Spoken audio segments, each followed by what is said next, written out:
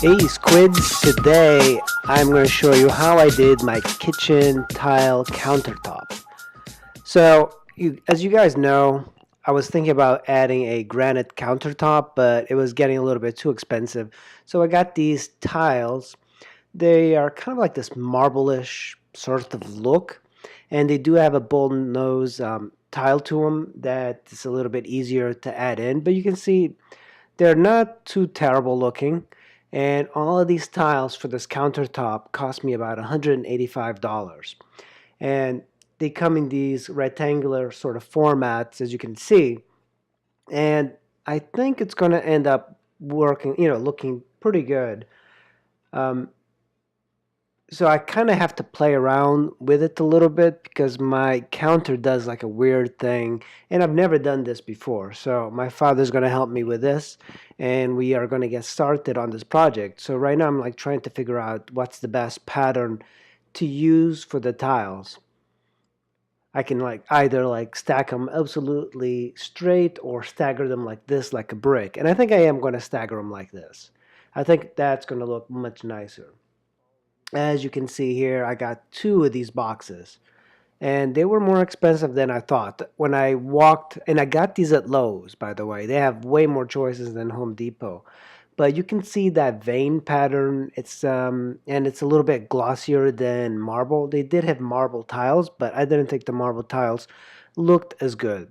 Also, for the backsplash, I got these glass tiles, and the glass tiles I thought would look very nice. It's really just glass with the paper color in the back, but I think I'm going to have a hard time cutting them, so I am going to go with something else. You can see the fan is off. As you can see in the kitchen, I still haven't painted the ceiling, but I had the range on top of the stove, so that looks nice. So now we have to remove that left piece of the Formica countertop, and I'm just cutting the cork around the sides, and I'm going to pry it out. So as you can see, what I did now is install a piece of wood that's going to help me hold and support the tiles in the front that I'm going to have to cut. I'm not going to cut the bullnose tiles, but I'm going to cut the pieces of the rectangular ones. So it really helps to have a nice tile saw to cut all of these tiles. And this one I've had for quite some time, and it was very easy to cut the tiles. I didn't actually break any of them, so I saved some money by not screwing things up.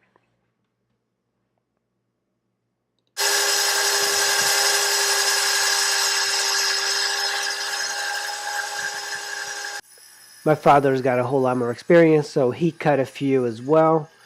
And one tip to use these rubber gloves, not the latex ones that keep breaking, but the ones that cleaning ladies would use. They're a little bit thicker. They really help out.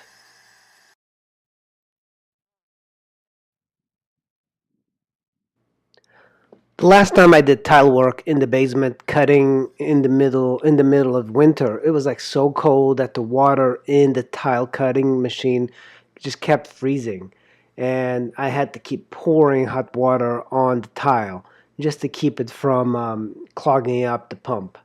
So today was actually pretty nice, and it was no problem cutting. So right now my father is adding the top of the tile. That way it's being supported with that piece of wood, and he's just buttering up the backside and sticking it on there, and they hold up pretty well. And then you just have to clean it. We had to lift up the sink, and I didn't realize how easy it was to lift up the sink. There was just two screws at the bottom. You just loosen them with a screwdriver, and you could just push up the sink. I didn't realize it was that simple. So here is the kitchen counter with most of the tiles on there. You can see it looks pretty good. It is not as snazzy and luxurious as granite, but when you're on a limited budget and you don't want to be cutting like large pieces of like granite or marble, this is a great way to save money. It really this is $180 and it's easy to clean. It's durable. It's going to last a really long time. And if you have a house that's a rental or something like that, this is a very good, you know, way to go. And it's very cheap. You can get tile, you know, cheaper tile than this at Lowe's or Home Depot. I spent 180, but you can spend a whole lot less. I hope you enjoyed the video. Please like and subscribe, and I'll see you on the next one.